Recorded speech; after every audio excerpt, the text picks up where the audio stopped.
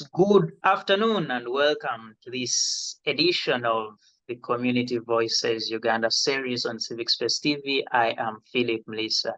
I want to take this opportunity to warmly welcome you to this first edition of this series in this beautiful year 2024, and indeed we shall continue doing this many more times with people from across the country to pick their view on a series of conversations, topics, and trends within the country, but also internationally, to see the community view of what is happening amongst us, but also around us, because indeed the world became a global village and we can't survive and thrive without being in touch with what is happening here and elsewhere. Once again, my name is Phillip Muliisa, and as we get into the depth of the conversation today, we have a rather serious and sometimes scary. Sometimes people joke about it, but it's one thing you can't take away from it. It's something fundamental we have to talk about as Ugandans, as Africans, and citizens of the world,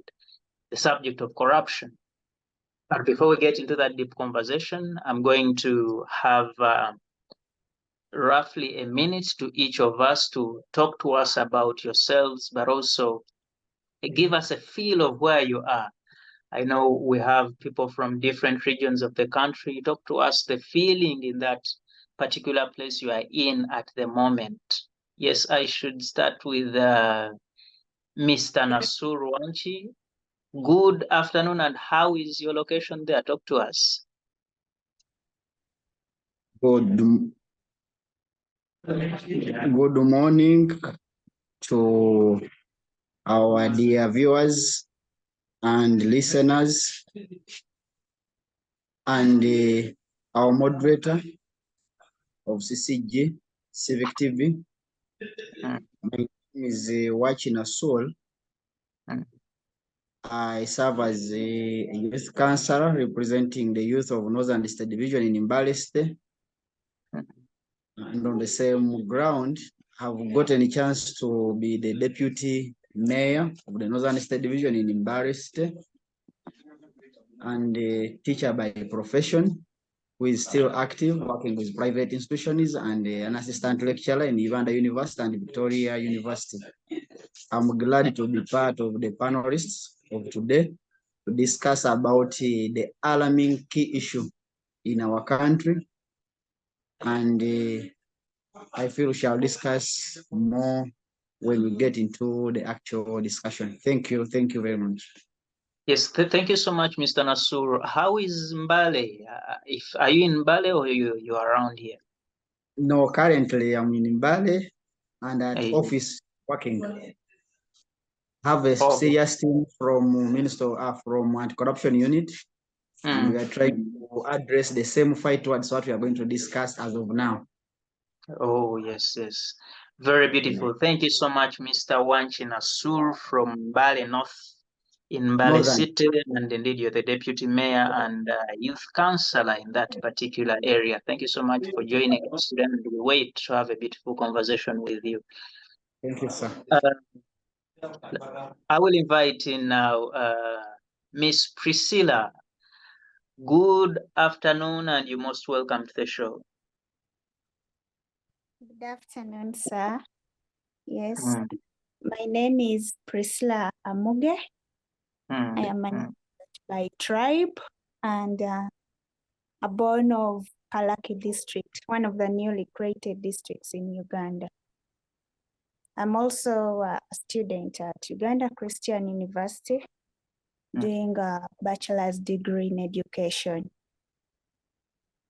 Yeah, as by the topic, it's really controversial, and then it's one of the key aspects that most of the African countries do face as a challenge, and it's upon us, the young people, to come up and see that we solve this, because if we keep underlooking at it and thinking it's a one-man's battle, then we may not be able to solve it. Yeah, this is briefly the introduction I can give.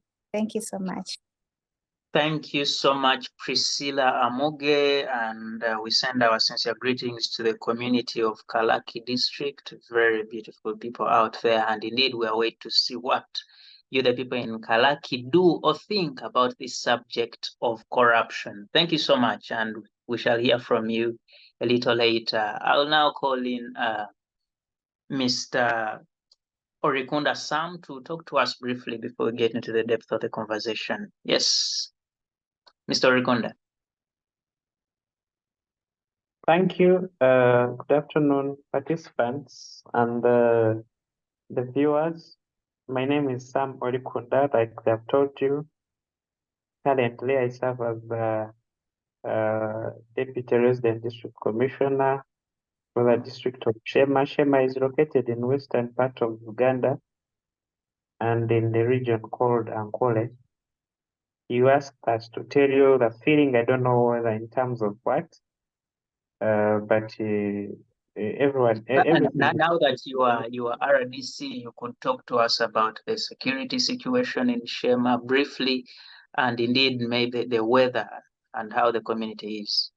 The district is calm, security-wise, and the weather is very cold for the last 2 days. Okay.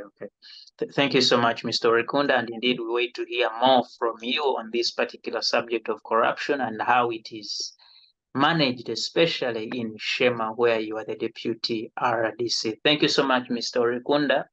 We'll hear from you a little later, and I'll now call in Mr. Edward Natamba to also say hello to us and talk to us about his particular place. Yes. Yeah, thank you so much, moderator. Good afternoon, viewers and my fellow panelists. I'm called Edward Natamba, and I coordinate programs at one of the NGOs in Ntungamo called Southwestern Institute for Policy and Advocacy. In brief, is SOWIPA. I'm happy to be part of this team to discuss this pertinent issue. Moderator, you asked about how we feel. In Ntungamo 2 weeks back, actually even last week, there have been a fight of corruption. I think in Ntungamo, people are taking interest in this national and really discharging disease that is finishing Uganda. So 2 weeks back, they closed Ntungamo Municipal Council offices in reaction of theft that is happening there.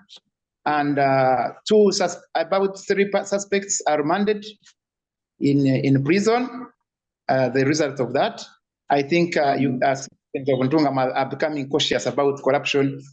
What I forgot to tell you, I'm also a champion of IGG, having led a project to select community monitors across Ntungamo district in 64 parishes of Ntungamo district. So we are here also, we are supporting the government and the president on this disease of corruption. I'm happy to be here. Thank you. Thank you so much, Mr. Edward Natamba, and indeed amazing stories from Ntungamo in the line of fighting corruption, and we'll wait to hear more about that specific subject, but also more how the people of Ntungamo are trying to address what you call a disease that is finishing Uganda. Thank you so much. And then I call in Mukyala Cissy. Mukyala Cissy, we are happy to have you. Please to talk to us briefly and give us a feel of where you are. Hello, good afternoon, ladies and gentlemen, and to our viewers, thank you for staying tuned in. My name is Cissy Mukyala Anonya. I hail from Busoga, Inganga to be particular. I am a management consultant and a former guild president of one of the leading institutions of Uganda.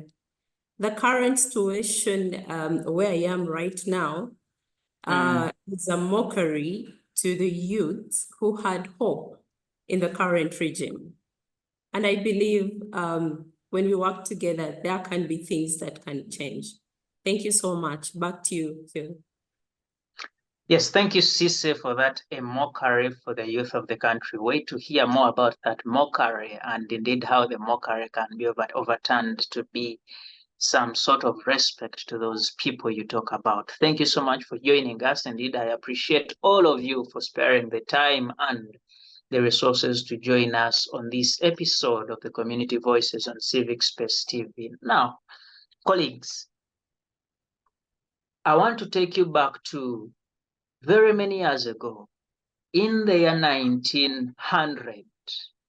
Many of my colleagues who studied in UPE schools will tell you about the 19 of Buganda Agreement. And one of the things I want to pick from that agreement is, before the signing, the parties that were involved, that is the Kingdom of Buganda and the British colonial masters, had failed to agree on what terms and when and how to sign this agreement.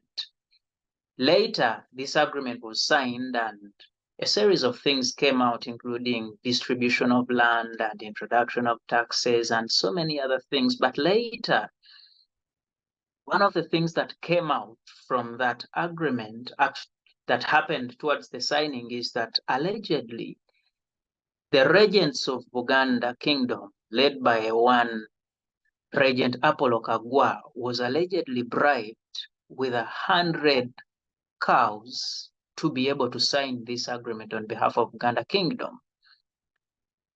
That is a form of corruption. More than 100 years later, the cases of corruption, including a fashion of the same bribery, you could talk about embezzlement, you could talk about stealing, you could talk about, someone mentioned theft, are in hundreds and hundreds and hundreds.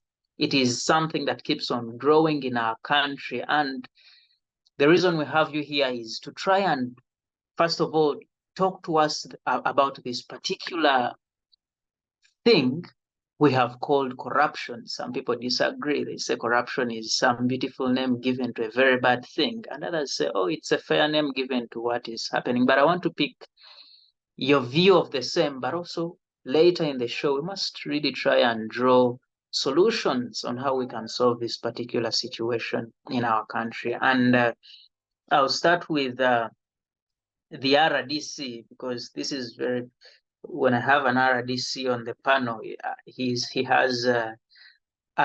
a lot in touch with the ground in terms of security and trying to see how things that are not going well in our communities are addressed. So Mr. RDC Orikunda Sam from Sheema District, briefly talk to us. How do the people of Sheema, and indeed yourself, understand the concept of corruption, but also what are some of the most famous or the most common forms of corruption we find in Sheema and indeed the greater Ankole region? Thank you very much, moderator, and thank you very much for the introduction that you've given to the topic. It is very unfortunate that the country is facing this challenge of corruption, and which has affected service delivery in almost every department of government, from central government to the local government and even other institutions. I hear even in NGOs, people complain about corruption. So it is a disease which is everywhere. Nobody should say that for us we are free from corruption. Even in churches, I heard the other day the bishop saying that even in churches, the Christians are complaining of embezzling funds meant for the church. So it is a serious problem that we are facing. Now I am going to give you an overview of corruption, maybe in the local government or in this local area away from Kampala. The truth is, corruption is it begins from the recruitment. Begins from the recruitment of the workers in the districts. Like the president has been saying, the body which recruits civil servants, they negotiate with the people they recruit. Like for instance, someone is going to be given a job, And the first thing they will tell you, they will ask him or her is to pay for that job. And of course, like you know, any person who has purchased something, they will not come to work. They will first make sure that they recover the money which they spent in getting that job. So the process of getting some of these workers is not genuine, it's not transparent, and that is why we face challenges. The other day I saw the deputy IGG saying that they call it you can remind me this commission, the service commission, the district service commission that recruits the district service commission that recruits workers, that they should be disbanded. And I think she was somehow right. So that is where all the problems begin. During recruitment, the process is not transparent, and there is no district which should lie to you in the whole of Uganda, that they should not lie to any Ugandan that for them they recruit in a transparent manner. No way. But Mr. RDC, say that again. There is no district that has a transparent recruitment system. So far, because maybe if we could do a snap check, I have so far served in about 3 districts, and there is no single district where I have gone to, and I find out that the jobs are given in a transparent way. No. Every time we reach there, complaints begin flying, people saying that they are paying for the jobs.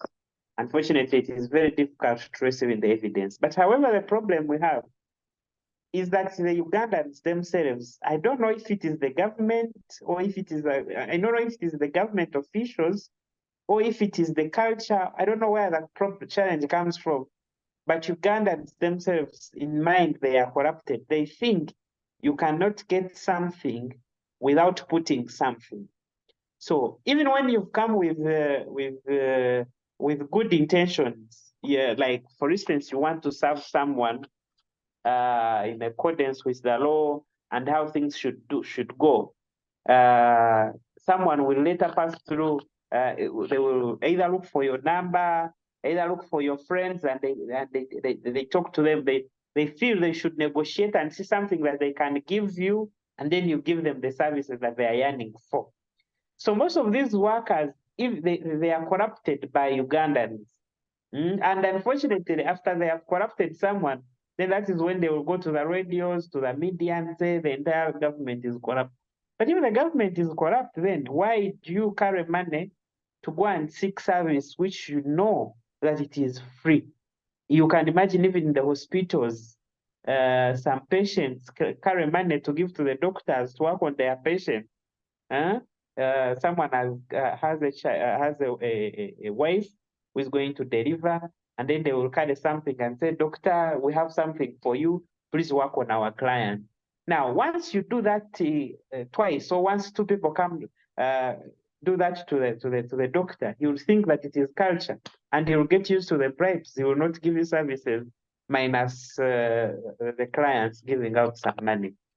So the corruption is not only in the government workers, but it is also in these people, the citizens themselves. They feel they should keep giving money to the government officials.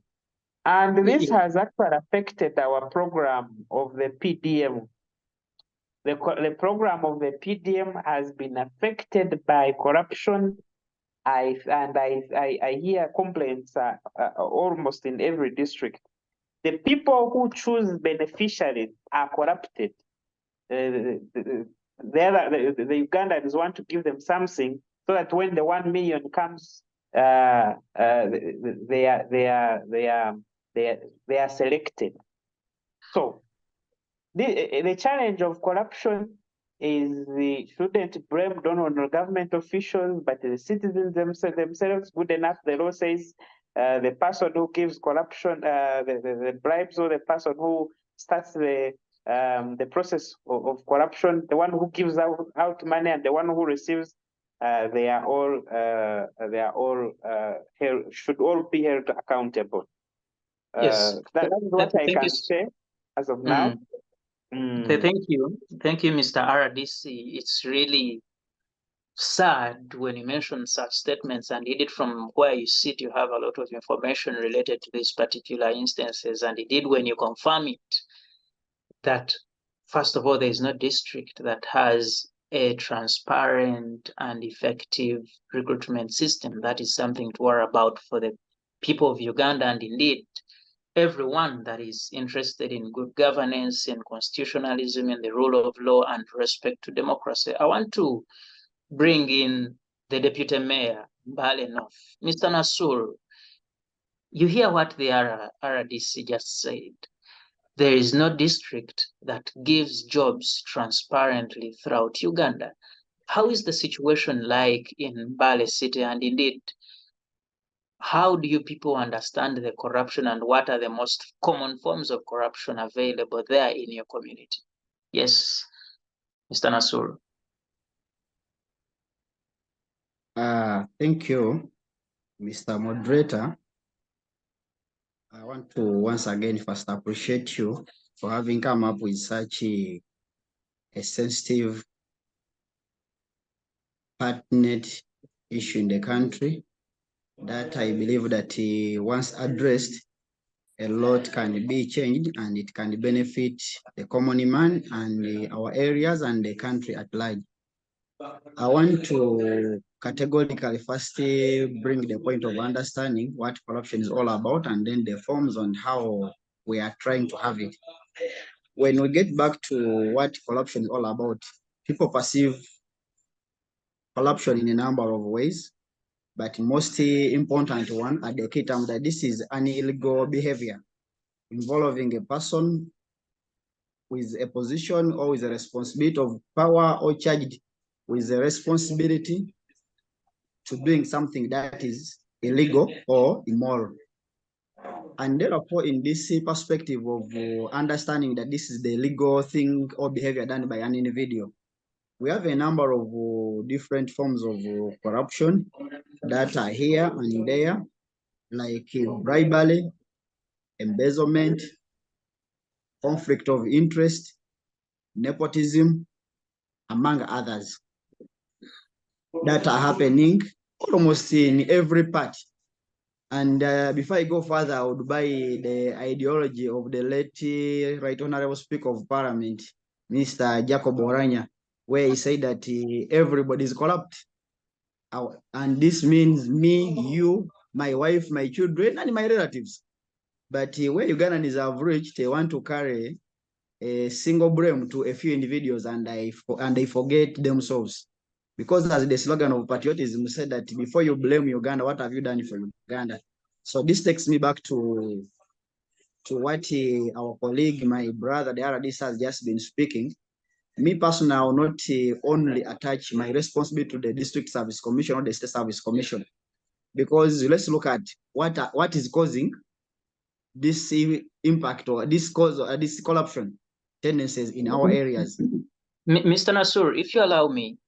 Yes. First of all, I don't know if you are comfortable with it, if we could have you on video, because we only have your audio.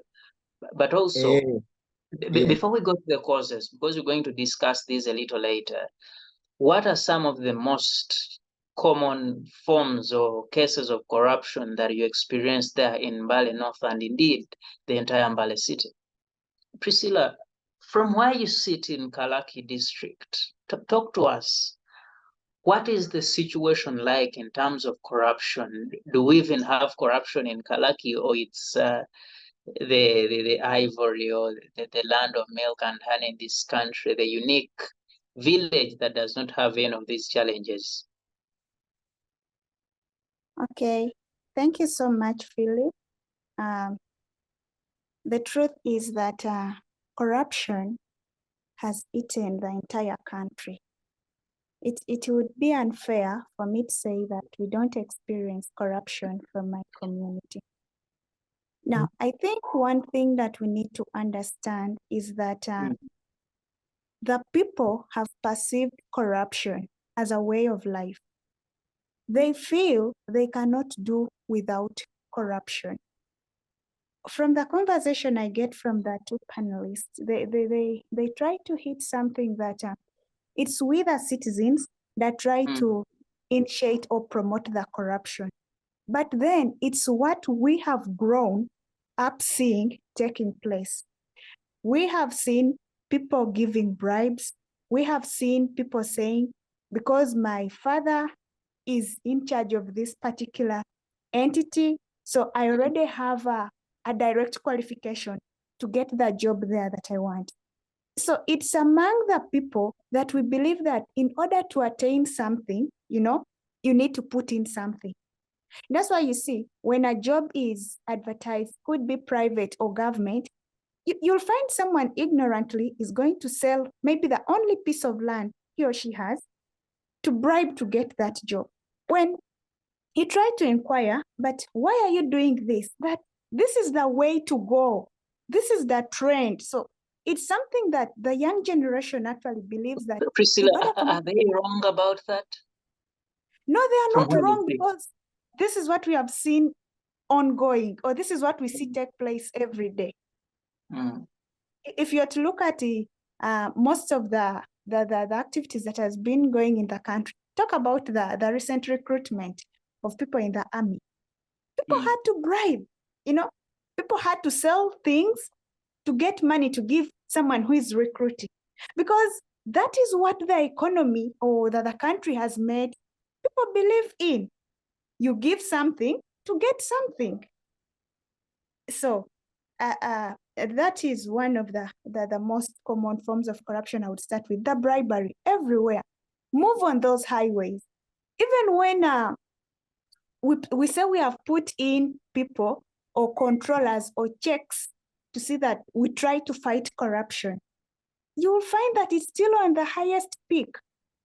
So people have perceived that corruption is actually the way of life, and they believe in order to attain something, someone needs to give something, or someone needs to do a particular activity in order to get what they want. So my understanding of the concept of corruption, I would say that I would not want to use the terms or what, but I would just briefly say that it is any illegal act or behavior an individual does for his or her own selfish gain. It doesn't matter what, but as long as you've done it illegally to attain a position, to get maybe money or to upgrade yourself, then that is corruption. Yes, other concepts might come in, but that is how I would want someone outside there to understand what I'm trying to say. Thank you so much. Okay, you're welcome. Thank you so much, and we shall have more from you about that particular subject, but very interesting you talk to us about how the corruption is understood in your perspective. Anything illegal done for the benefit of oneself. Very interesting, and I hope the people of Kalaki can understand it in that particular way, such that they know this is something not good for me if it is not me doing it. Thank you so much, Priscilla. I want to travel to Ntungamo right away and speak to Mr. Natamba Edward from SOWIPA. And you do a lot of research since you are in policy and so on. Talk to us, Mr. Natamba.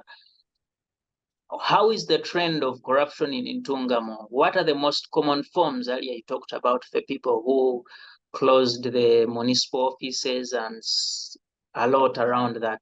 Talk to us about the situation in Ntungamo around corruption, the forms that you experience on a daily in Ntungamo, and indeed how the people there perceive or understand the concept of corruption. Yes, Mr. Natamba. Thank you so much, Philip, and thank you so much, my fellow panelists. Thanks a lot for articulating the issue and giving me the chance also to give my own opinion. As my colleagues have said, although I want to differ with the RDC, Deputy RDC Sheema, my neighbor, that corruption is everywhere. Yes, I agree with that, but as I want us to first focus on taxpayers' money. Let us first focus on that money. If I have corruption in my family and there is corruption in the church, and yeah, it is also another form of corruption. But what is affecting most Ugandans is that money that is collected from them, that is put into a consolidated fund, and it is supposed to take back services to the people. That has brought people to be, some of the people have become hopeless. I don't mean stupid, but I mean they are losing hope in government. So for me, I would from that. Am I on? Please. Yes, please continue. Thank you. Why am I saying that? We have seen government institutions almost collapsing. We have seen government structures, I mean, service delivery centers almost collapsing. We have so many health centers. You take 6 months without drugs in those health centers. I stay in Ntungamo. I stay in Rohama County in Ntungamo District, but my office is in Ntungamo Municipality. I actually know the entire district, how it is performing. In Ntungamo Municipality, we have 4 transformers for electricity that have been unfunctional for the last 8 years. That is the money, that is taxpayers' money.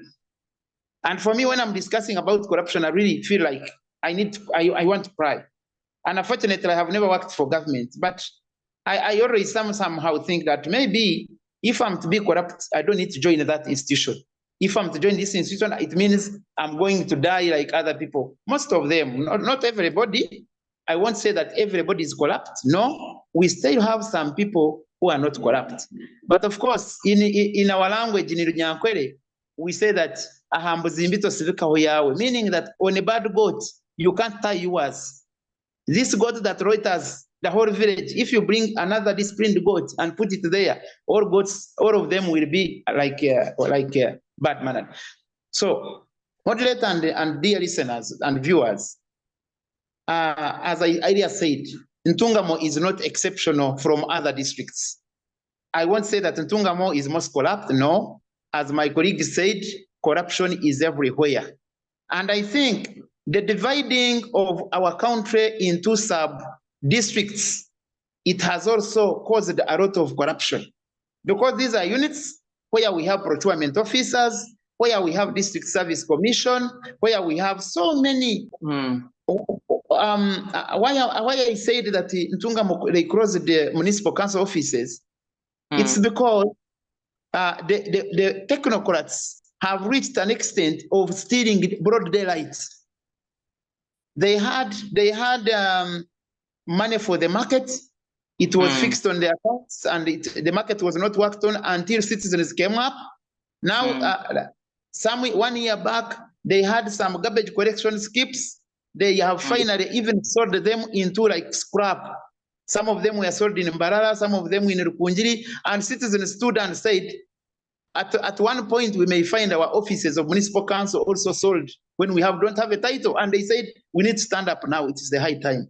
And I want to thank the government and the president, although the president also comes like he's a seasonal leader. This year, he's talking about corruption. The other year, he's saying, as long as people steal and they bring money to you, don't worry, as long as they invest in Uganda. So sometimes I wonder where we are heading. And I attribute all this to bad leadership. Corruption is becoming very, very too much because of bad leadership, not only at the national level, but also at the district level and regional level.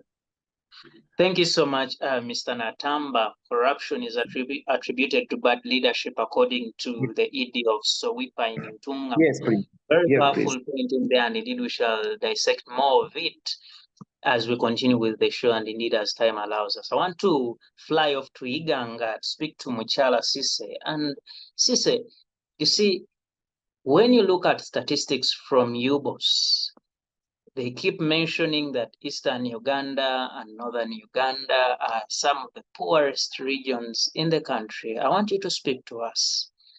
How do the people of Inganga conceptualize this concept of corruption, but also what are some of those forms that are evident, available, present in the communities in Inganga and thereabout? Yes, Cissy. Hello, Phillips and the team. I'm not going to speak on behalf of the people of Inganga, but I'm going to give you my honest opinion about corruption. In my own understanding, I would look at corruption as some unethical behavior, ethical and illegal for selfish benefit. For example, take a situation where a father has maybe 8 children and they have just half a loaf of bread remaining in the house. A bit of these children, maybe 2 or 3 of the oldest, the elders, sneak into the store and steal the little bread remaining. You're all aware that resources are not enough everywhere. And in this family, we are taking this bread to be the resources. And they very well know the resources are not enough. They don't have enough bread, but they are sneaking into the store to eat the remaining bits alone. That is how I would take corruption in the country, with Museveni as our father. And we are a family, but a few people sneak into our store, let me say those in power, those in strategic positions, and use their influence to eat the little that is supposed to be shared amongst all of us. They use it to their own benefit. Now, when I look at the forms of corruption, the most common form of corruption, especially where I come from, because I've ever participated, I've ever done consultations in the bid to contest for a particular national position in my district. Our biggest challenge is political corruption, where both the voters and those contesting participate heavily. For example, in my place where I come from, the richest, the one with the most resources, the one with the most connections succeed, have higher chances of succeeding in an election. Reason being, they have the money, they have the power, they have the influence, regardless of their ability to represent the people, regardless of their ability to deliberate on issues or even serve their people that have voted them into power. Their monies speak for them. So the most common form of corruption in my region is political corruption. And I believe it is common everywhere, because I've seen very many people who are capable of leading us in national positions, but they drop out because of limited resources to their aid. Yes, and then the other one, which is everywhere, even a child can see, is bribery on our roads. There are very many vehicles on the road that are not supposed to be on the road, but because of the tips, I call them tips, because of the handshakes with the police officers, the traffic police especially, these vehicles go unpunished. And this, in one way or the other, affects us all. Yes, there are very many forms, but let us go with those for now. Thank you, Phillip. Thank you so much, Cissy, and it's a very elaborate example you give us from your community there in terms of how things are moving on. Something we wouldn't want to embrace as a community here, but also in extension, the whole country of Uganda. I want to come back to Mr. RDC. You talked to us about one of the strongest statements you made was that there is no district that is transparently executing its services to the citizens. And I want you now to take us to the ground. What are some of the specifics when you look down in the community? What challenges can you point to and say, my community is like this because of corruption? We are lacking on this because of corruption. This service is not reaching the people because of corruption in my particular community. Yes, Mr. RDC. Thank you very much. Of course, like I said, but please don't change my statement. My statement was largely focusing on the recruitment of the civil servants. Yes. But of course, there are other forms of corruption, like embezzlement. Someone has talked about it. Government money which is sent to the district. Some people want to misuse it. But the question which you've asked me, in the community now, there's the problems of the roads where people pass. The roads, year in, year out, people have challenges of moving because of corruption. And I think if we dealt with corruption, the money which is sent to the district would be enough to work on the roads, and our people wouldn't be really suffering, even in times of rain, because rain is the biggest problem to the roads that we have in the district. So if they were worked on well and all the money is spent on those district roads, then our people wouldn't be facing challenges. Now, the other form of corruption is the civil servants who don't want to do their work. Someone is recruited, like for instance, Phillip. You called Phillip? Yes, please. Recently, the government raised the salaries for scientists, but you will be shocked when you go to the health centers at around 2 p.m. and you find nobody there. In fact, most of the health workers went back to school. The moment the government raised salaries, they went back to school. They want to add on their qualification so that they are promoted and they get more pay. So their intention or their goal is not to serve the people of Uganda, but to add on the qualification, be promoted and get more pay. Obviously, that affects people. And that's why when you go to the district hospitals, you find the numbers are pouring. When you go to the referrals, you find people even sleeping on the floor. And yet, government has recruited people, bought drugs, and put in the local health centers. But the people we recruited and put there, they do not want to work. So that also affects our people.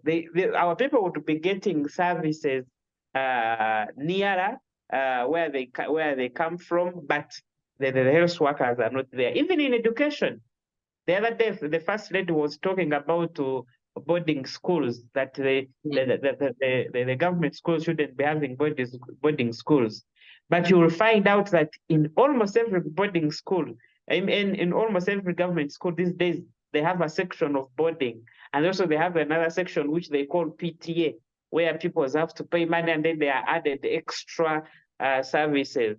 And the teachers and the teachers who will recruit and who will pay have now taken advantage, and they would want to add on that so that they add on the money which they get. So now the intention of UPE, where every child should be accessing education, is then abused. The child of the poor who cannot afford the money which is now put as school fees to be paid, they will not afford it, and they will now find themselves out of school. And that is why you find when you go to a school, by the time they are in P1 and P3, pupils are many. But when they come to the time they reach the P7, the number has reduced by a half. So that is why the challenge is, and it will continue affecting service delivery, even like you said. How does corruption now affect the people? Someone who was recruited in a non-transparent way will not serve. He will not give the service that he's supposed to give. In any case, you find those people sometimes they are not even qualified, because someone who is qualified and has all it takes will not really think about getting the money and bribing the commission so that they are recruited. At the end of the day, it will be the person on ground to be affected.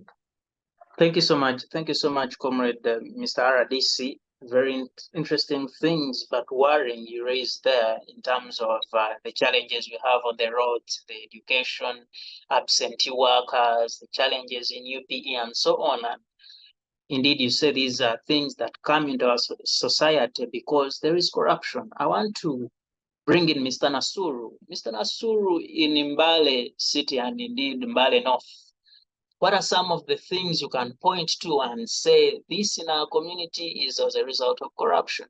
I did not get a chance because of the network issue to tell you what are the common things, because you have to first understand the common practice before we get to the cause of that practice. So briefly about, I was trying to talk about the causes when I got off, is about bribery, embezzlement, nepotism, then conflict of interest. These, I think, the common practice that I can say they are manifesting around. And what has led to all these practices is that lack of resources is one of the key issues as to why corruption is at a high rate, or it is running against here and there. You know, we have now, for instance, in Northern Division where I am, my constituency has formerly 7 sub-counties that were annexed to make a state division. But most of these areas are rural in nature, implying that they need a lot to match to the standard of the urban unit of the former Northern Division of Mbale municipality. So most sensitive issue, we still have issues with roads, issues with hospitals, issues with schools. Because you get in one school, you find that there are only 70 teachers versing a ratio of around 1,500 learners. So that is already a gap. So in this context, you'll find that councillor A or a worker A in a division will have to make an interest of conflict such that something is delivered to his or her area. Yet for us as a government, or for instance, now me as a deputy mayor, my interest is to serve the division. My interest is not to serve the village I'm coming from, not to serve the parish I'm coming from, but to serve the area. So at the end of the day, find that some areas are left out just because of personal interest. Then the issue of bribery, as a form of corruption around, you find that before anything is extended to be done in your area or to be given a need of your choice, just mere talking around is not enough. People understand the language of putting in something, as the RDC was trying to say. How do I get there? Then people get into negotiations before a service is extended. And there's no way we shall only blame one side. But now, because it has become the talk of the way that speak in the best language, implying that speak with money. So someone knows that if you don't have money, you cannot get this. They have to first look for money before they influence to have something done. Then the other issue that I can also look at is high levels of bureaucracy. My brother Philip and fellow panelists, the system government has a number of bureaucracy, a number of ways. For instance, in the procurement department, you are saying contracts are for people for people. At the end of it all, most of these contractors, I can bear witness that most of these contractors, some of them have never gone to school. But you are telling them to go to URSB for clearance. You then go to URA, maybe audit. All the languages you're speaking about, the contractor does not understand. And on the other side, even the same companies doing this are for, again, government workers in the system themselves, either with local governments or with central governments. So at the end of the day, this uneducated contractor coming from village far away in Northern State Division comes to the procurement department. They first negotiate, tells him or her, you'll be the one to help me to do the paperwork. So at the end of the day, even if there are other potential contractors who understand what it takes to do the work, has the requirements, he or she will not be given. But why? Because of the bureaucracy involved. Because at the end of the day, you find that the biggest company is given, but has no experience, has no what, but because of the bureaucracy that is involved here and there, so as one can get to access a service. Then the other thing that I can also look at in this case is the point of nepotism. As my brother, the commissioner, talked about the issue of the district service commission. And this one have to be open as a politician. For us politicians, we believe in the thinking that the interest is very important in each and everything that is done. So when there are vacant positions that have to be filled, maybe with the service commission, remember the service commission comes on the board as a result of the district chairperson or the city mayor, implying that these commissioners are promoting the interest of the person who brought them on the board. And it's not the service commission who gives the job, it is the commissioners. So at the end of the day, Mr. Philip, if you are coming from Inganga, like my sister, and you have come to do an interview in Mbale, you may find that the name alone becomes a matter of discussion because they feel the person to be given should be a person of Mbale called Mafavi, called Nandodo Nambozo. Just because of that. But what is it all about? It's nepotism. Yet you may find that this person from another district has the competency, has the efficiency, even to do better work. But because of the practice of nepotism, you find that someone is denied to do any other thing. Then maybe other among a few, what I can also not forget is greed. Briefly. People are looking for money at all costs. They don't mind, either it's from good way or bad way. People are looking for money and want to grow rich. And gone are those days now, like also in politics of recent. Before 2016, local governments had powers to do a number of things.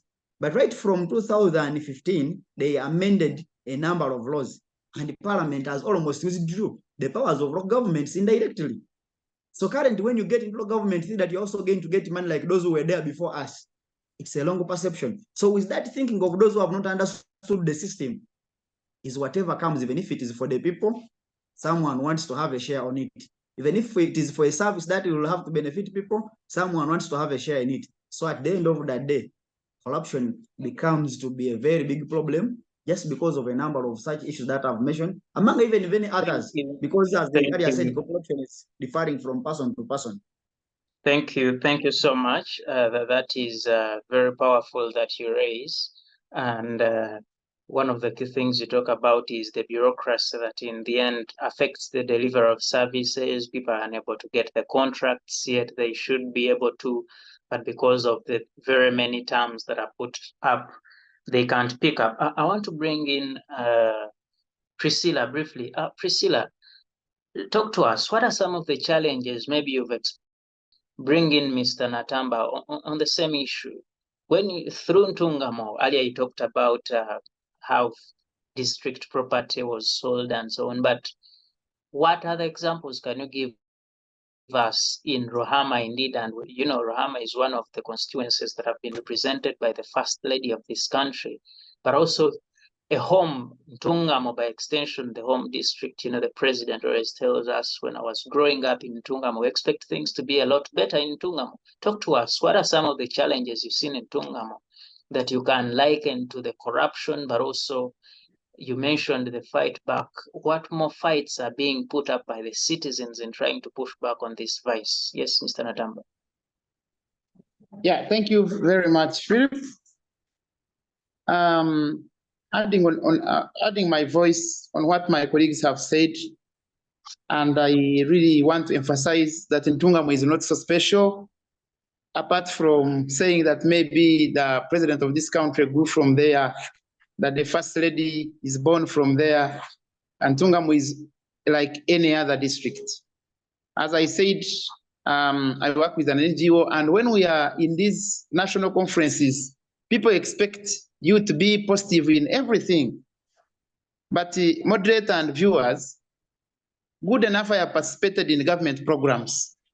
One, I sit on Health Unit Management Committee, where I head the Finance Committee.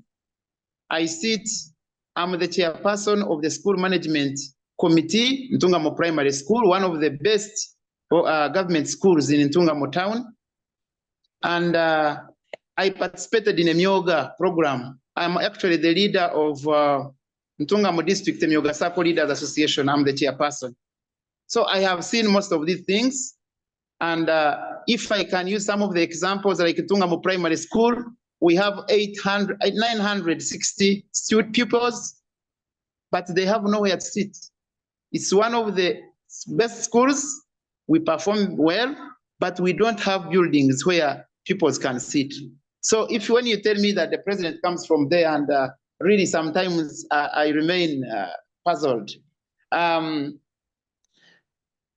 Again, in PDM, we have seen so many issues coming up in government programs like PDM, where you find district commercial officers getting involved in this.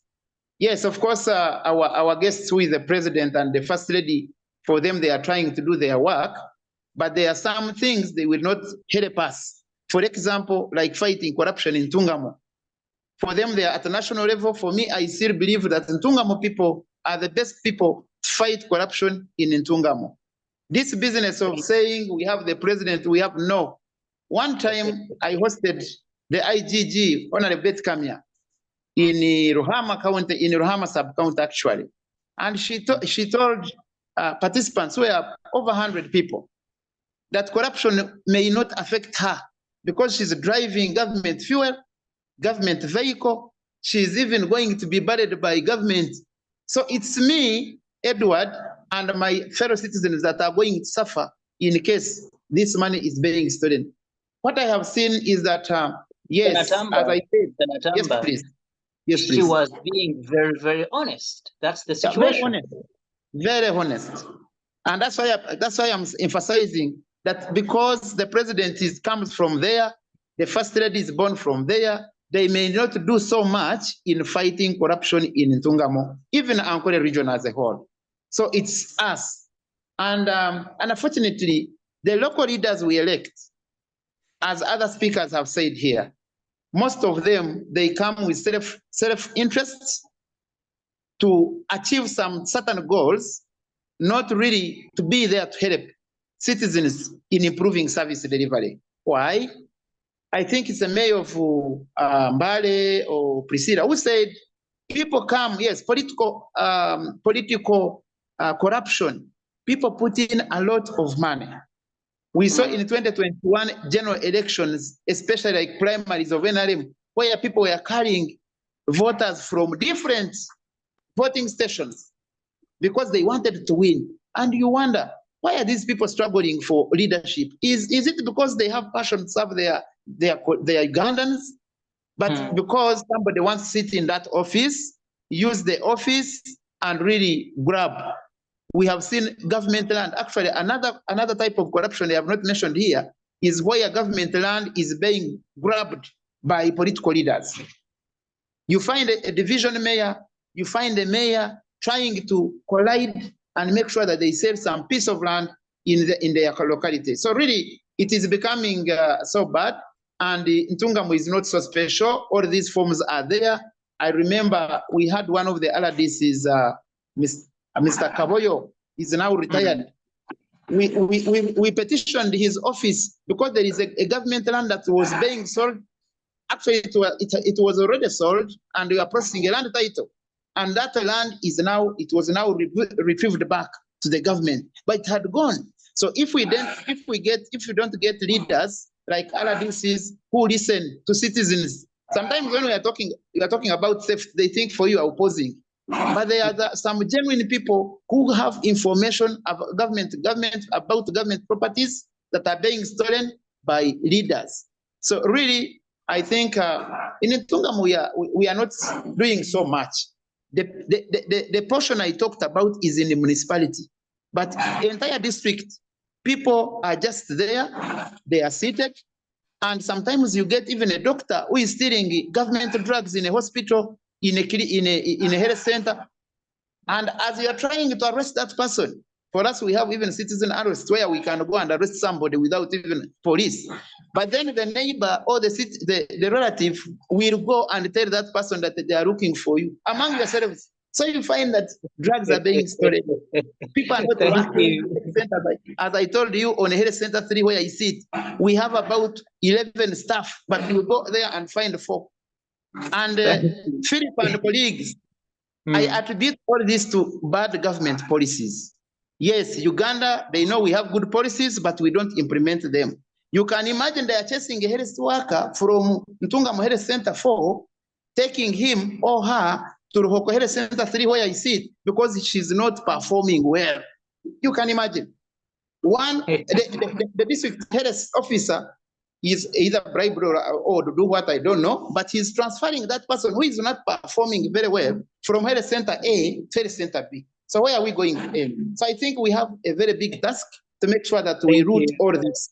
Yes, please. Thank you, Mr. Natamba. Thank you, Mr. Natamba. Very interesting revelations there. And I think maybe those particular individuals are believers in the old adage that goes, be your brother's keeper. So when they realize their brother is about to be ambushed, then suddenly they rush out to defend them. But thank you for that submission. Mukyala Cissy, I want to come back to you. You know, you talked about Inganga earlier. I want us to talk to us. What are some of the community challenges you see that are in Inganga and around, and indeed you've participated in the politics somehow? The challenges you can attest to that are as a result of corruption, but also how is the community trying to now start responding to are they even understanding that these challenges are here because of corruption? Yes, Cissy. Yeah. Thank you so much, Phil, and our viewers. Before I proceed to the challenges that we are experiencing as a result of corruption, I'd like to appreciate the panel for being very honest. You know, in Uganda today, if you're honest, you eat less, I can say. And before you utter out honesty, you have to apologize. But I thank this team for being honest, especially Mr. Natamba and Nasuru and Mr. Orikunda.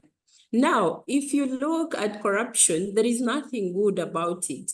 Even those who eat today, tomorrow they'll be hungry again.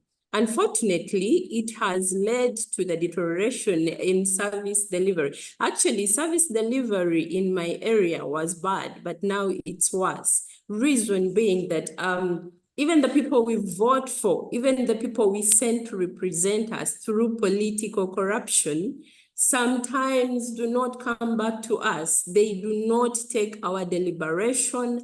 They do not take our concerns to the people or to the teams concerned, especially at higher ends of this pyramid in leadership. Number two, when you look at education, for example, UPE in my sub-region, Inganga, being from Busoga, we are doing badly off. UPE was good when I was starting because I was one of the pioneers. But right now, you can even experience the quality of people we are sending. Now, for example, to Parliament, I've just seen some clip on social media where an MP is struggling, imagine, on national TV. She can't even read or write, but she went through our education system. What does this tell us? It tells us that the systems have all gone down. And when someone comes out to critique, we shouldn't take it that this person is in opposition or what. No, I am an NRM cadre,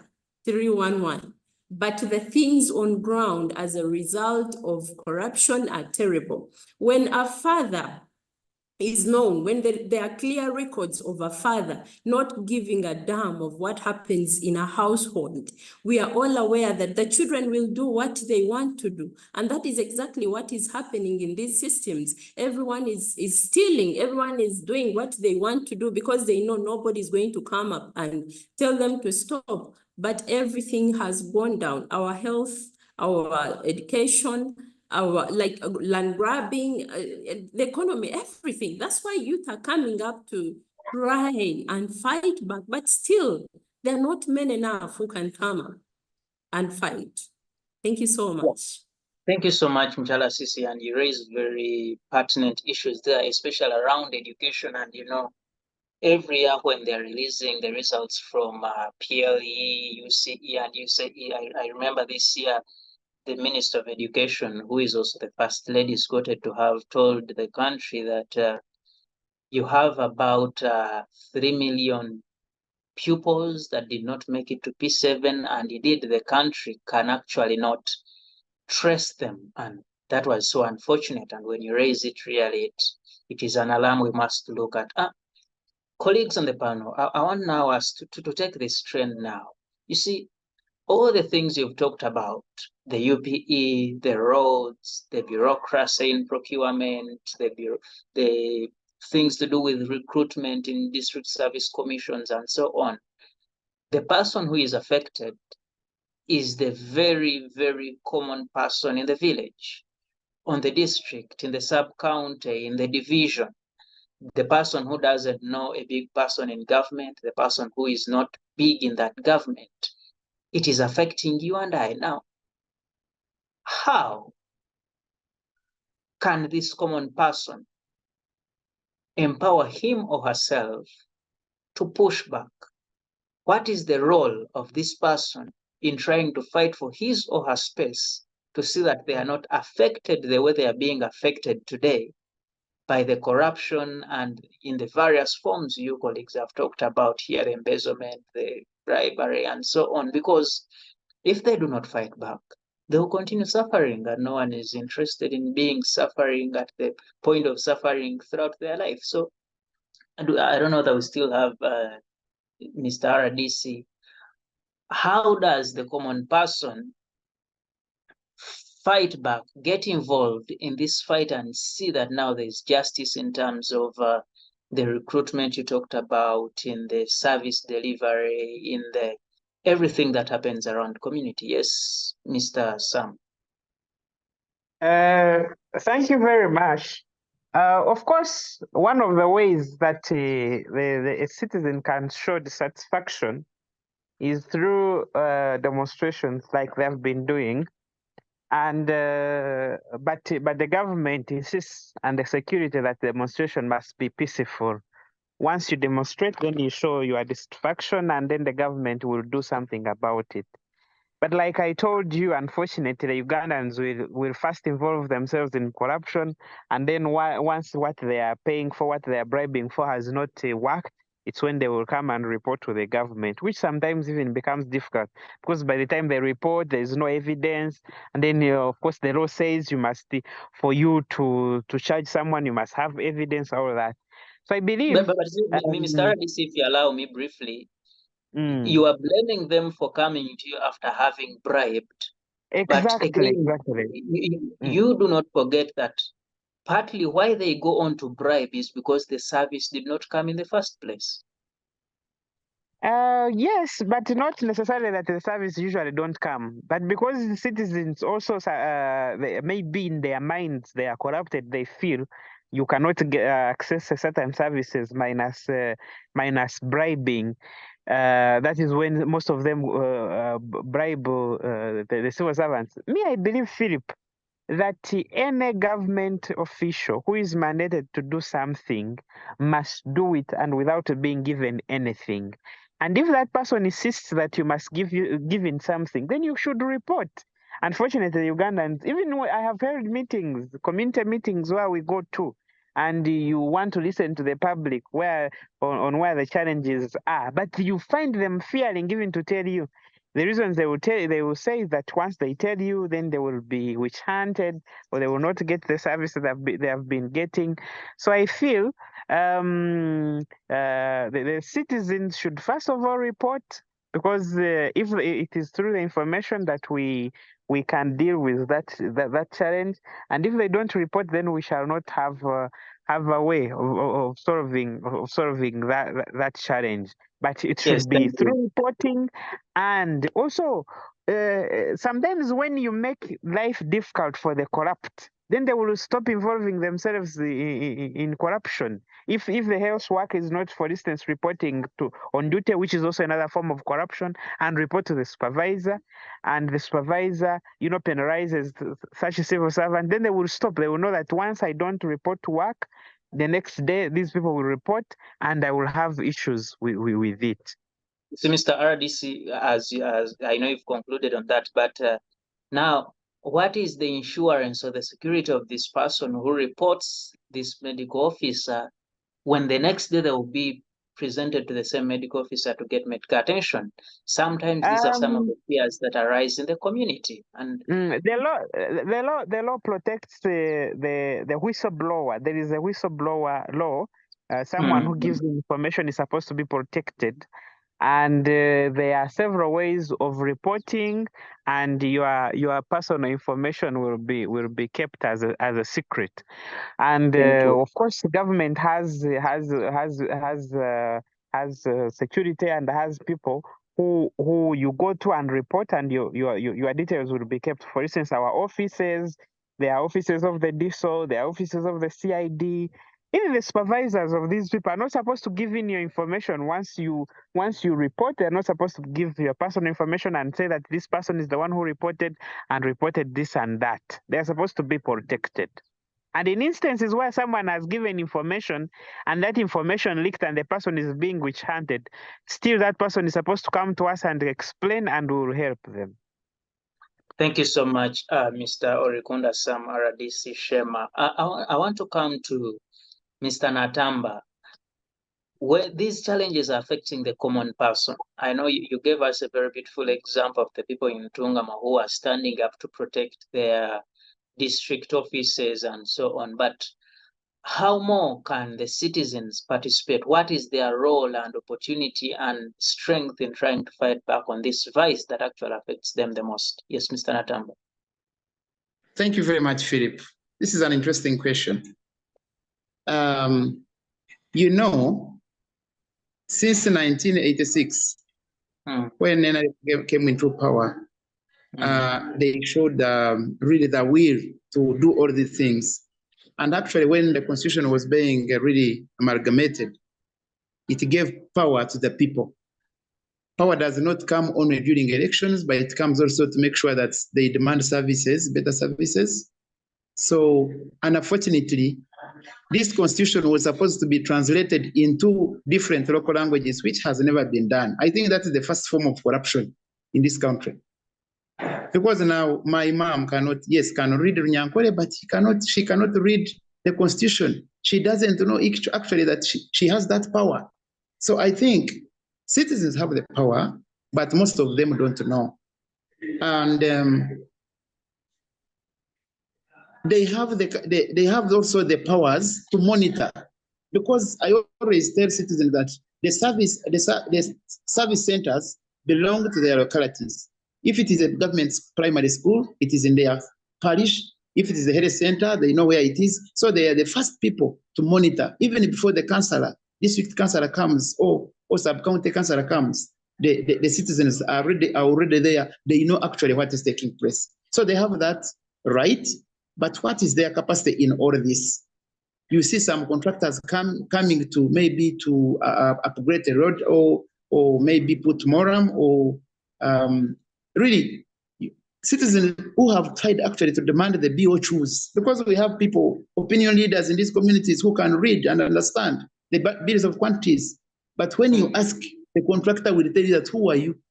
Do you have the capacity actually even to ask me? So they use the ignorance of citizens to really do bad things. But also, as RDC said, we have also the right to peaceful demonstration. I think what I mentioned in the beginning, that Ntunga Municipal Council closed the offices, that was peaceful, because it was a second time when they are having a public dialogue at the Municipal Council, when the mayor, the deputy mayor, the town clerk, the procurement officer, they were running away from offices. So citizens said, now that you are running off from offices at 2 p.m., I think our chairs, even computers, are going to be stolen. Let us close. That was a peaceful demonstration. But also, we have instances where citizens have tried to demonstrate and the police are not providing space. That is a very big challenge we are having. Because these people involved in corruption, they have enough money. They can go, they even bribe DPC and whatever. When you write to the police that we are going to do this ABC, they will come and sabotage your program. So really, citizens know, but also we can also write letters. Me, I want to encourage viewers, we can also write letters as citizens. We write petitions and petition our RDCs, petition our other leaders in any category. Lastly, on that point, Mr. Philip, is about voting. If all these means refuse to work, then during the elections, general elections, now we are heading 2026, voters can decide only that most of them have been kept into that poverty circle. So even if they wait for elections, somebody will come with 10K, with 5K, and they will buy them, all of them, because they are not having capacity of standing on their own. But citizens have a right to fight corruption, only that the environment, the situation they are living in cannot give them freedom. Thank you. Thank you so much, Mr. Natamba. Mr. Nasuru, the citizens of Mbale City and specifically Mbale North, what is their role, but also how are they faring in, fulfilling their role, and how strong are they in terms of pushing back on corruption? Yes, Mr. Nasuru. Thank you Mr. very Nasuru, much. still have you? Yes, please. Yes, Mr. Philip. You have raised a very good question, but that is still wanting in terms of responding to it.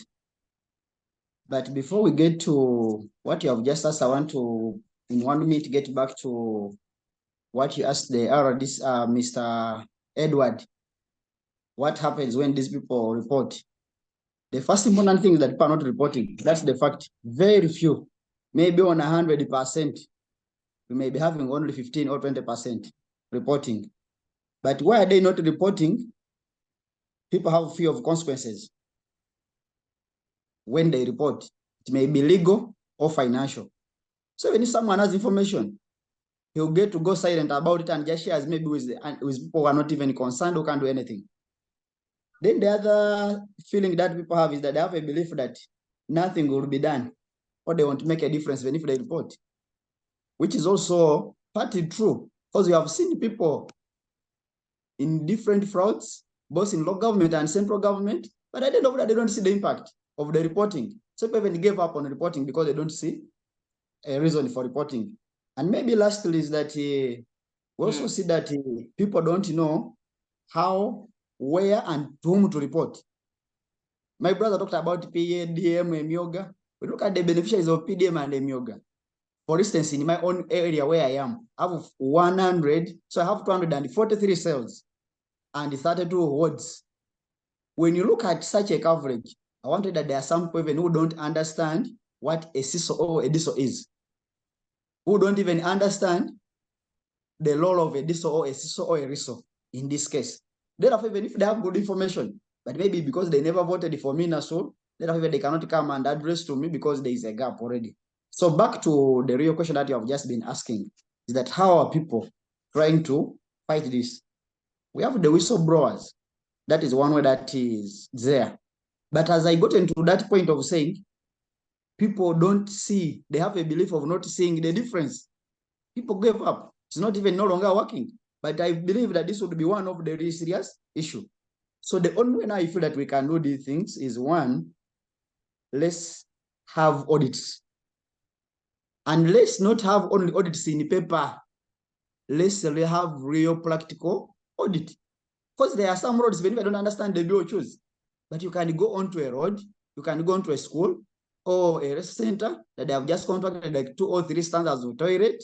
But really, when you look at the thing, even if you're just a senior 6 dropout, you can also assess and make a comment about what has been done. So let's get to have this audit in the simplest way that even a common man can get to understand. Then the other thing is, let's have journalism and media reporting.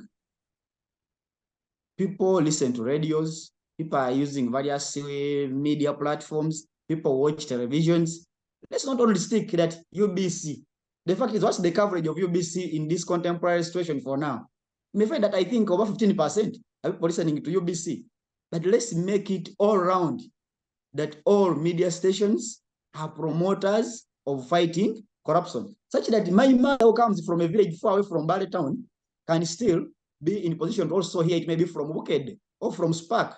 But you find that some of these programs are on the few radio stations or televisions. Then the other thing that we're also trying to see is that following up the money.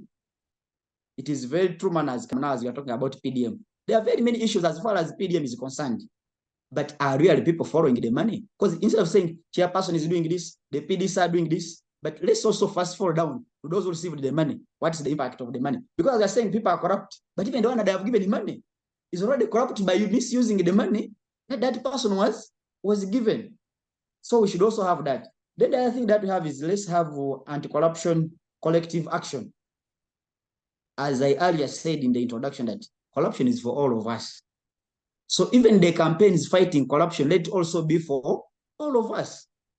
Let's sensitize, let's raise awareness, let's make reports, let's count the supply, let's all have the solutions. Because in this case, find that IGG has always had meetings. We have gotten a chance to be part of IGG. But my brother Philip and fellow panelists and those viewing us, what is the impact of IGG in fighting corruption? I don't think if it is even 50%. Because the terminologies, the procedures used, really do not help the common man. Because when you come to Mbale and you call me for a meeting in one-star hotel and you call a few dignitaries, which dignitaries you have called are part of the suspects of corruption, what do you think they can go and tell the community? Let's have these balances with the common people who are being affected, but they don't know. Briefly as you conclude, sir. So lastly is also having a count supply. We have, when we are coming up with budgets in local government, we always get what we call wish lists from our villages and the parishes. So when they submit these wish lists, it's what we base on to come up with a budget. And then this budget is going to be implemented in those areas. So let our people get to understand that we submitted, these are our wish lists, and this is what is composed in the development plan of the division or the sub-county or the district. So let them follow up. If we did water, how many boreholes or how many schools are we planned to be fenced in this particular year or in this particular financial or this quarter? So at the end of the day, let the counting be for all of us, right from the policy maker, the implementer, and the beneficiary. And I think Thank you so much, Mr. Nasuru, for that comprehensive recommendation as regards fighting corruption in your community. Yes, talk to us. How are the people, or how can the people of Kalaki effectively participate in the pushback against corruption, and indeed, what chances do they stand in being successful? Okay, thank you so much, Phil. One thing I would start with is empowerment. If we can empower the people, not only of Kalaki, but Uganda as a whole, then we can fight this corruption. I have had submissions from the RDC of Sheema and Ntungam. But there is one thing that even if we really say that the Whistleblowers Act is there to protect these people who would want to expose, but the fact is the victims are not protected at the end of the day. Why? Because this law is just there, that it's a law, but then it's not active. If I, Priscilla, get a evidence that pins let's say the mayor or the member of parliament of my area for being involved in a corruption scandal, my life is not secure. Why? Because even the person I'm going to report to or the channel that I'm going to go to is already corrupt. Remember, the country we are in now is a country of connections. As you're moving here, you're going to report this case, you're leaving, you're shutting the office, someone is calling the victim, I mean the person you're trying to report to, saying that, you know what, so and so has come and has given evidence on you. What should we do? So what does that tell you? That a country where nepotism and favoritism is still at a wide range, then the law cannot protect the lower person or the victim at the end of the day. Because if the people I entrust with the authority have failed me, what do you expect from me, the lower person? That is why we still have the fear among the people, the intimidation. They'll say, but even if I go and do this, there's nothing government is going to do at the end of the day. So if we can empower these people, show them that, yes, the Whistleblowers Act is in place and this is how it protects you, I believe they'll have the confidence, they'll have the courage to wake up and then report these cases, or even ask for accountability from the political leaders that they put or they entrust with the leadership. But if we have not worked on that, then we cannot fight corruption. Thank you, Amuge. Very powerful and painful out there, and indeed it's a subject. The people out there, the powerful people that are watching us, listening to us, but also the policy makers and participators in the processes here. Something to pick out there. I want to come to you, Mukyala Cissy.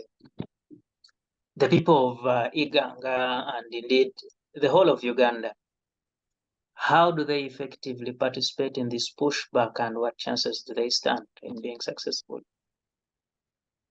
Yes, thank you, Phil. It is unfortunate that we have reached where we are right now. Most people are scared of fighting back. if you check the recent happenings of demonstrations, especially around Parliament, the few people who stood up among us, how many are we, 50 million people? Very few people came up to demonstrate peacefully. Yes, Mr. Natamba said that when the demonstrations are peaceful, they are powered and supported by law. But if you would inform me, kindly inform me of the, like, where are these people right now? Have they even been paraded before the courts of law? What are the crimes that are being charged, like are being put on these people? These people are fighting for all of us. Like as Ugandans, I would have expected us to be even worse than Kenya. Like we would have done it better than Kenya because we are good, you know, we are good. And if you check the current situation and what happened in the demonstrations, there are very few people who came up to fight for us. People are scared. They are scared, they are intimidated. It is a generation of people who have been intimidated. Like they can hardly come out to speak. So I wouldn't expect someone to boldly come out and fight, especially in a situation where when you need a service, you have to pay for it. When you're looking for a job, you have to pay for it. Like, how do you expect someone in that kind of state to fight back? Maybe to the government, if it can implement maybe the policies that we have, because we have very good policies. Unfortunately, the implementation has a major gap with the policy. If we can pay public servants very well, maybe we pay them very well, but we also punish them when they are proven guilty of participating in corrupt tendencies. And then we can also consider reducing maybe the benefits, the salaries of political public servants. Because most people are looking at these offices, they struggle hard. They find that they buy their way to these offices. Why? To eat. And after reaching the offices, we realize they are indebted. So they go back to corrupt tendencies. And at the end of the day, it is a continuous circle that will continue. So I don't see us through unless the head comes out to speak about it. Like I said, I always compare things to a family. Our head is not saying anything about the broad day corruption, the broad day thuggery, the broad day extortion, intimidation. How do you expect the rest of the family to go against the head in the first place? Thank you so much, Phil. Wow. Thank you so much, Ms. Mukyala Cissy out there with a powerful submission. Colleagues, unfortunately, our time is very much fast spent.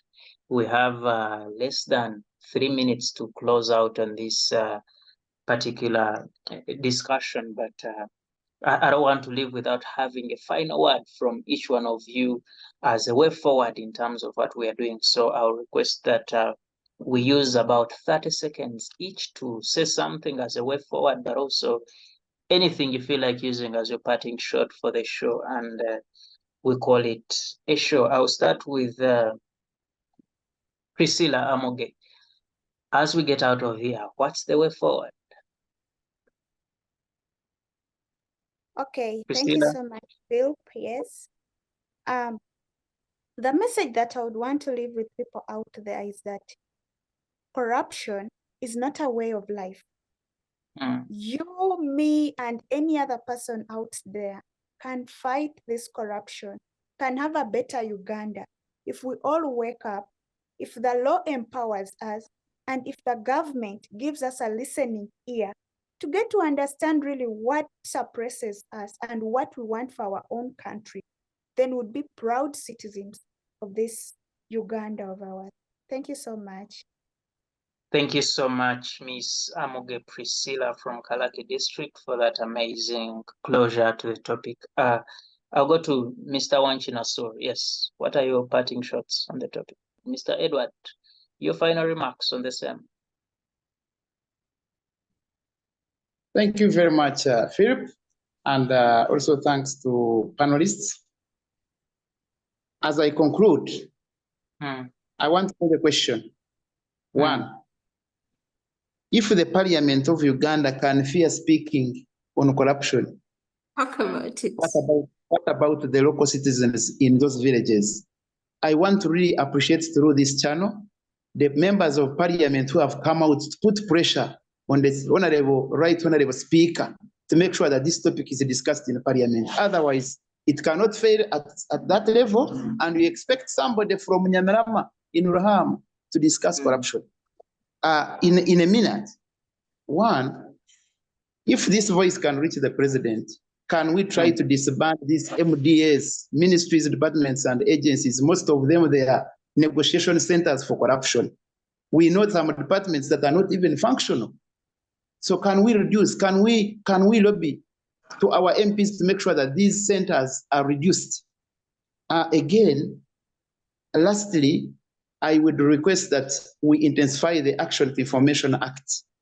We have that law, which was passed by Parliament. The government knows it very well, but it is not implemented at any level. Citizens don't have information. Somehow I want to thank Minister of Finance. In some recent years, it have enforced that releases to sub-counties, health centers, they should be displayed on notice board. Those are some of the information that citizens can use to fight or demand for really accountability. Otherwise, corruption cannot be, is not a one-man fight. We need to join hands at all different levels. We have, Philip, if you can give me a second. We have a group in Sheni called Make Sheni Great Again. I mean, Mbuga, it's called Mbuga, Make Sheni Great Again. One time they arrested the municipal engineer who had stolen 300 million to work on the road. In Ntungamo, we have started making Ntungamo great, because for us, we think it has never been great. And that's why that group also worked with citizens to close the municipal council.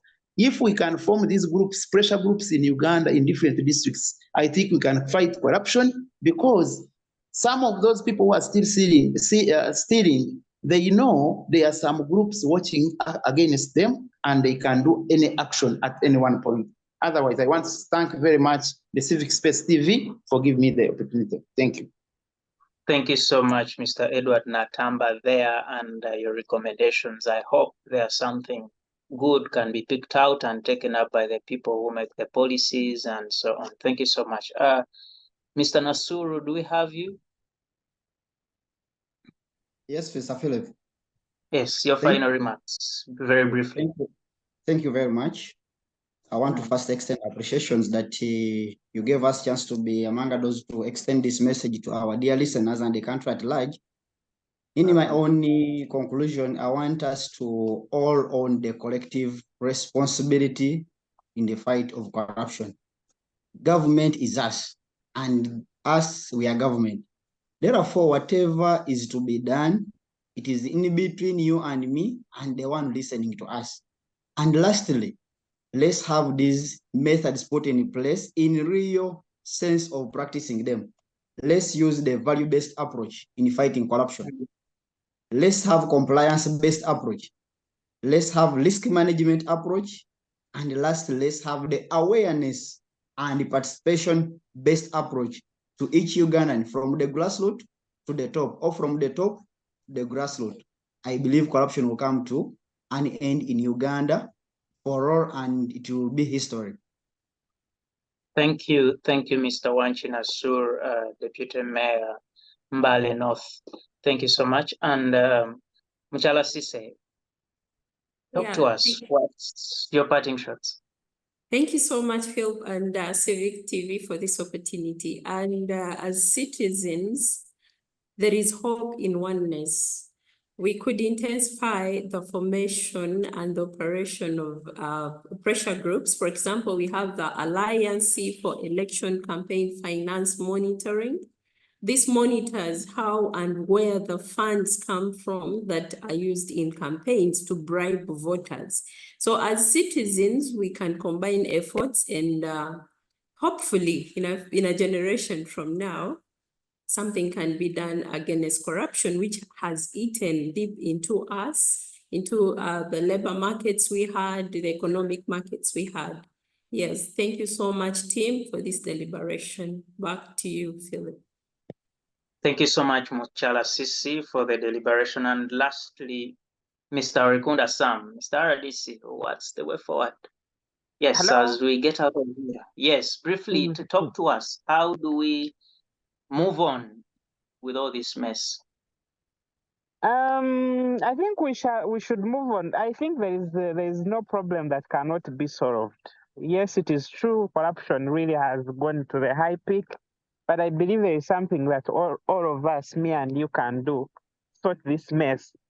And the citizens should make use of the available offices, available chances, and make sure that they report these cases.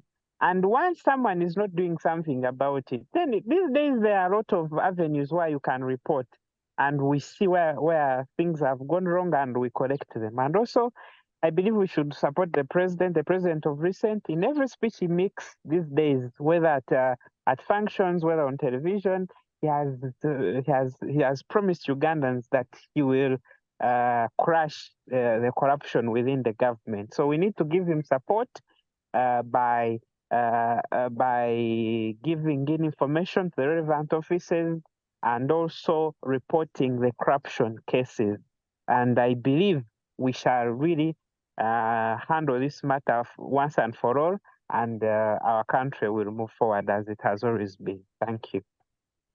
Thank you so much, Mr. Orikunda Sam. I hope that promise by the president can be indeed realized and we have a corruption-free country. Thank you so much for your time and for giving us those amazing views here on Civic Space TV. Mr. Orikunda Sam is the Deputy RDC of Sheema. We appreciate your time and being here. Mukyala Cissy from Inganga, we appreciate your time and the amazing views you give us here today. And indeed, Mr. Edward Natamba, the head of the Southwestern Institute for Policy and Advocacy, SOWIPA. Thank you so much for joining us from Ntungamo, and we appreciate the views you give out here. And indeed, we hope they reach where they're supposed to reach and something is done to make sure things are done better. Mr. Wachi Nasuru, Deputy Mayor Mbale City North, thank you so much. We appreciate your time and the amazing views you give on the show. And lastly, Miss Amuge Priscilla from Kalaki District, we appreciate your time and the amazing views you give. We hope these are some of the things that should be used to influence policies so that our country runs big, runs better, and we have a brilliant future as a nation. I appreciate you so much for joining us. I want to say special thanks to the Center for Constitutional Governance and the team behind the machines for making sure everything is in order and is done on time and in the right way. From us, we say good evening and may you have freedom always.